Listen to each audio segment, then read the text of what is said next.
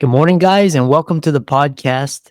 I'm excited about this week's guest, Eric Dingler, and he is chiming in to us from Liverpool, England. He is known as the Nomadic Marketer, and we're going to hear about how he turns tactics into strategy. We're going to talk about his client avatar, and I'm really excited to have him on the show to discuss his expertise. Eric, welcome.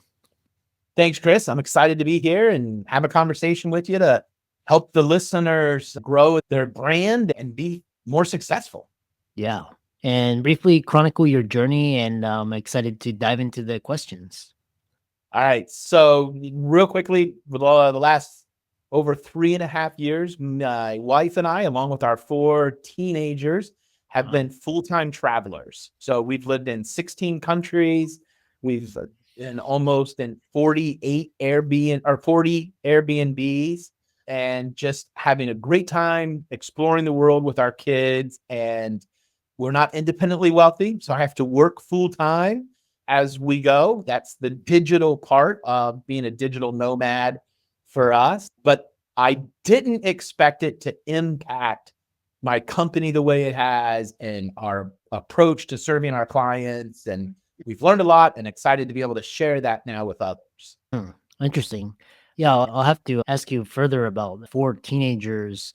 Some people are like, wow. How, for one thing I love is describe what is your client avatar, what is their unique goal or aspiration, or what is their pain point or frustration that comes them to hit the buy button and work with you. Okay. So for us, with our digital marketing agency, our typical client persona is the local business owner. They have customers coming to their physical location, or they're going to the customer's house for home services, but they have a local clientele.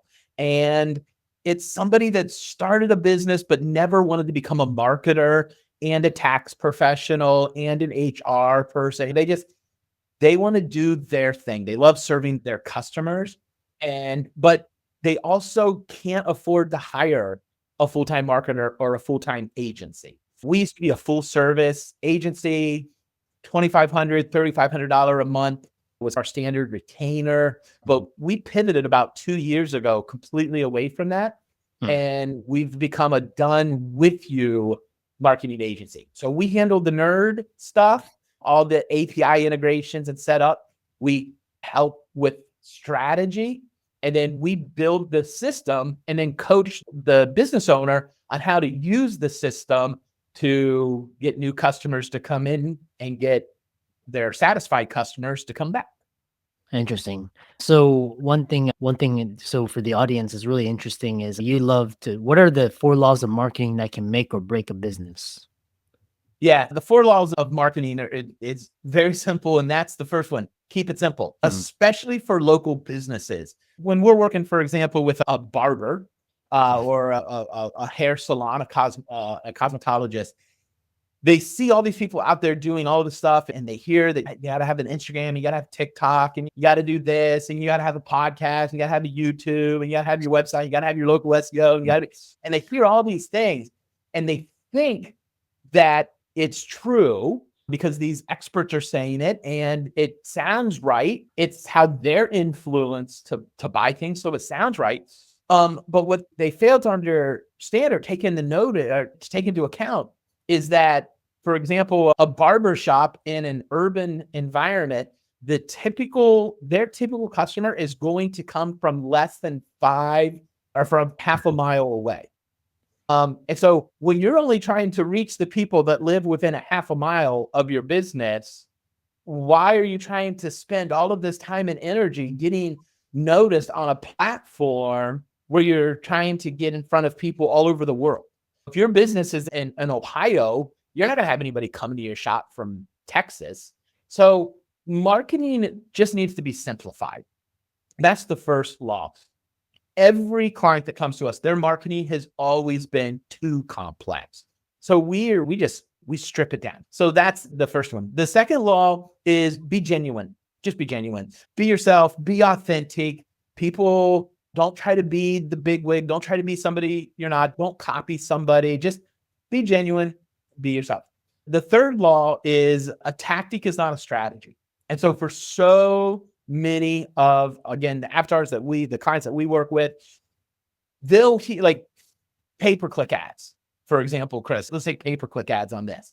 So a lot of people will run Google pay-per-click ads, and they'll come to us and we'll be working on their marketing strategy. And we might say, hey, have you ever thought about running ads? And they'll go, oh, we did that. It didn't work for us, Eric.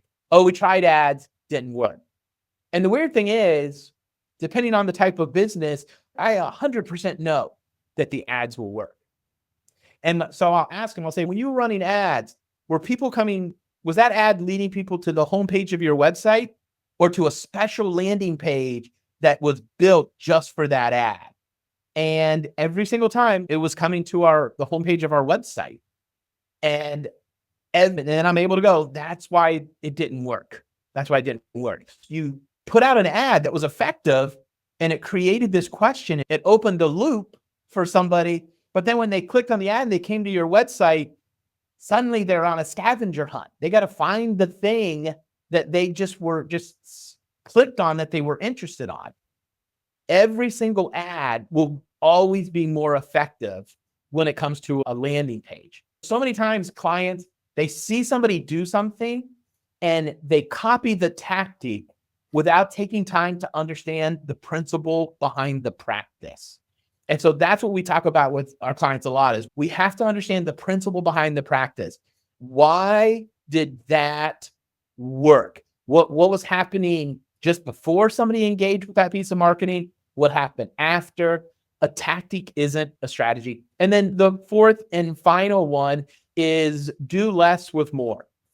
And by that, we mean don't try to do everything. There's only 4 ways to attract a new customer. There's only 4 main marketing advertising channels, if you will. And if your business is doing under $1 million in revenue per year, you need to be doing one of them and one of them only. And you have to master it. After $1 million, that's when we can start to diversify and branch out a little bit. But under $1 million, 95% of the time, you just need to be doing one of the 4, and that's it. So those are what we consider the laws of marketing, and we see them play out time and time again. Interesting. One thing I have a question about is because recently, how is SEO changing with AI in social media and advertising? Yeah, SEO really isn't changing as much as it is now we're seeing AEO.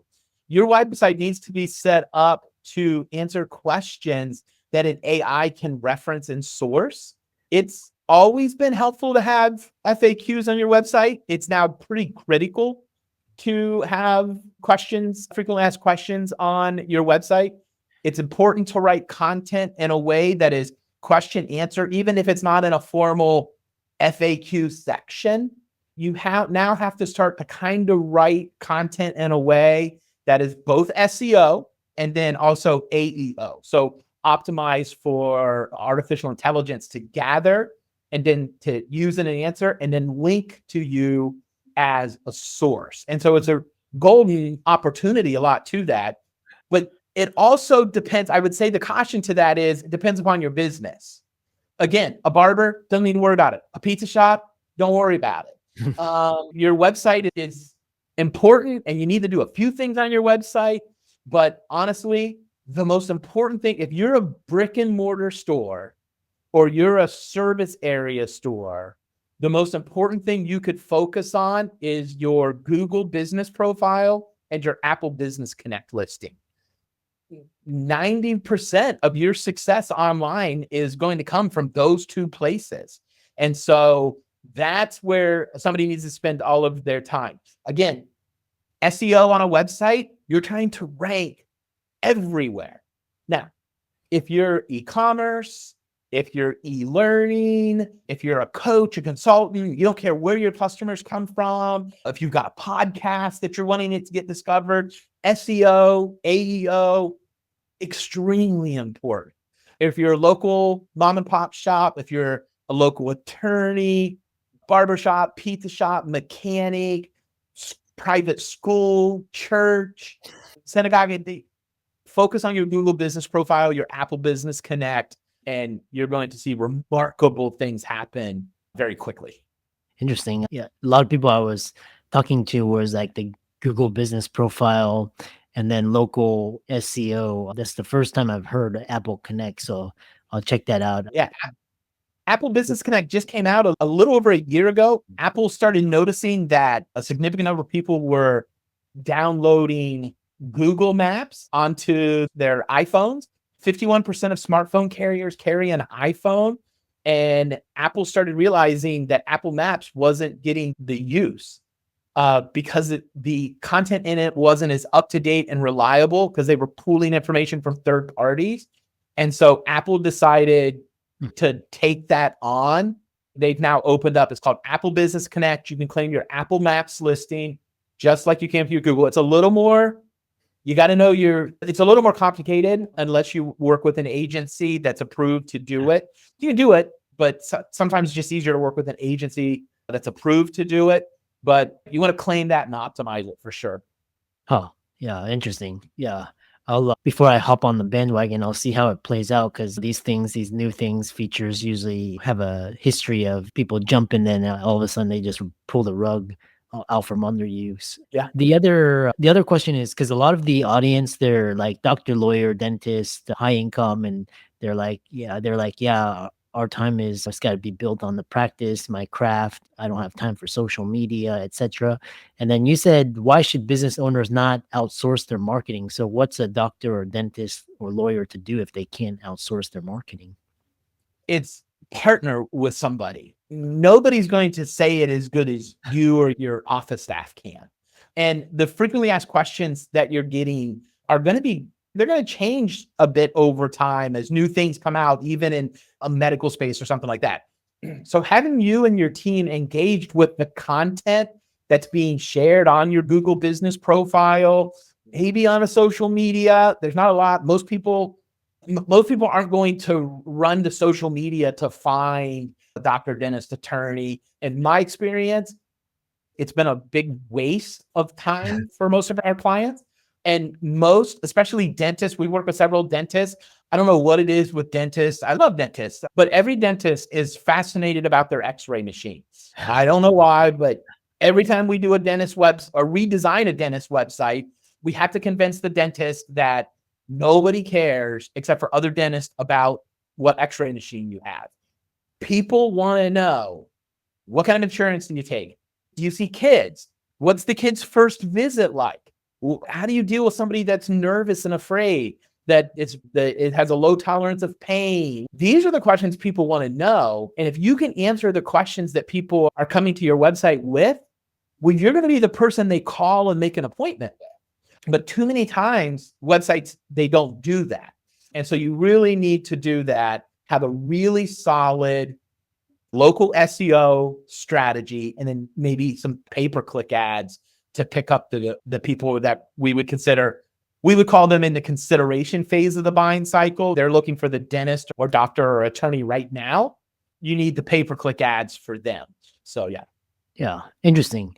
Yeah, and then you're also the host of the Digital Nomad Entrepreneur podcast, which I encourage the listeners and viewers to check out. So we talked about marketing, and you talked about very local, and you have very interesting. You have 4 kids, and you started in scaling a location independent business. A lot, for example, me and my wife, and I know a lot of like dual income, no kids, and they're stocking away just to make it to like this idea of retirement. Of course, there's a fire movement, but what do you say when people will say you have 4 kids and you're a digital nomad living in England? How do you do it? How do you answer that?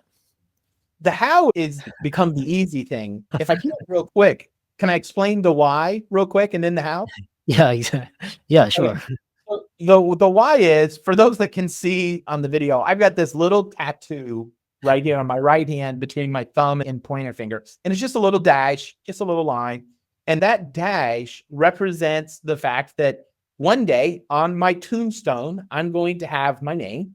I'm going to have my birth date, my death date, and in between the two will be this little dash. And that dash represents my entire life. And I used to be a pastor before this. And I had sat with people in hospital care, or I'm sorry, in hospice care and in the Mm. emergency room. And I've heard countless times the unlived dreams that people realized were never going to happen because life circumstances just didn't allow it for them. They waited too long or they died too young. I remember I was sitting with a man and his wife. He had cancer, and I was at their house the night he died when it was just the three of us. And she brought a map out and she showed me they had planned this big RV trip. He was going to retire. They were going to buy this RV and they were going to and they were just going to travel the United States. And they had even had it mapped out. They had been getting brochures. They had been all these things. And 1 year to the date of his retirement, I officiated his funeral. And I just had so many of those. And I just decided that we've got this time period before our kids transition into young adult life where they're going to be doing their thing and stuff like that. And we want that for them. And we're excited. Our oldest is going to be 18 in June. And so my wife and I were so excited to see him start to make that transition and things like that. But we realized, we looked up we were about to buy a house, Chris. And we looked up one day and we said, wait a second, we're just living the life that everybody around us is living, and we don't have a problem with it. I'm not knocking anybody that lives that lifestyle. We just never chose to live it. We were just doing it because that's what everybody was doing. And we were just caught up in this river of life, but we didn't choose it. And so I just said, let's just have a conversation. Is this the river we want to be in? Is this where we want to be right now? And we just decided it wasn't. And so we went on a test trip. We didn't just jump ship. We took 3 months. And at the time we were renting a house because again, we had moved and we were going to buy this house in Virginia Beach, but we were waiting for a year. And I went to our landlord. We were on a month-to-month lease. And I went to our landlord and I said, hey, we're either going to put everything in storage and move out for 3 months. We're going to go to Istanbul, Turkey, and Europe for 3 months. And when we get back, we're going to buy a house. And he really wanted us to buy his house. And I said, or I'll pay you 50% of the rent for 3 months and we'll just leave our stuff in the house. And then when we get back, we'll either buy your house or we're going to move out and be done. And he said, oh, I don't want to find a new tenant. Just pay me 50% of the rent. I said, okay, because I never say somebody's no for them.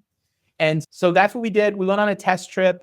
And by the end of it, we were like, this is how we want to live. We went back to the States, sold almost everything we owned. And we've lived out of carry-on luggage for 3.5 years. Everything we own fits in the carry-on luggage. And we need about 8,000 US dollars a month to live. That covers our rent and groceries and sightseeing and our tickets. And we keep a little stockpile of money if we need to pay for a dentist visit. We self-insure. We have catastrophic insurance in case something major happens. We do have that, but for most places in the world, our daughter woke up one day and we were in El Salvador and her face was swollen. And we took her to the emergency room and she had the mumps because the MRR vaccination she had in the States didn't cover the strain of mumps in El Salvador. We didn't know. So she had the mumps. So we took her to the emergency room. They did an ultrasound. The doctor saw her, confirmed it was mumps, wrote a prescription, and we were in and out of the emergency room in 2 hours with the prescription, and it cost us about $85. So that's just how we have lived. Like I said, we find Airbnbs and we negotiate the price. And we've been able to take our kids from the depths of the Amazon jungle to the top of the Eiffel Tower and every place in between. And so it's a lot more achievable than most people think.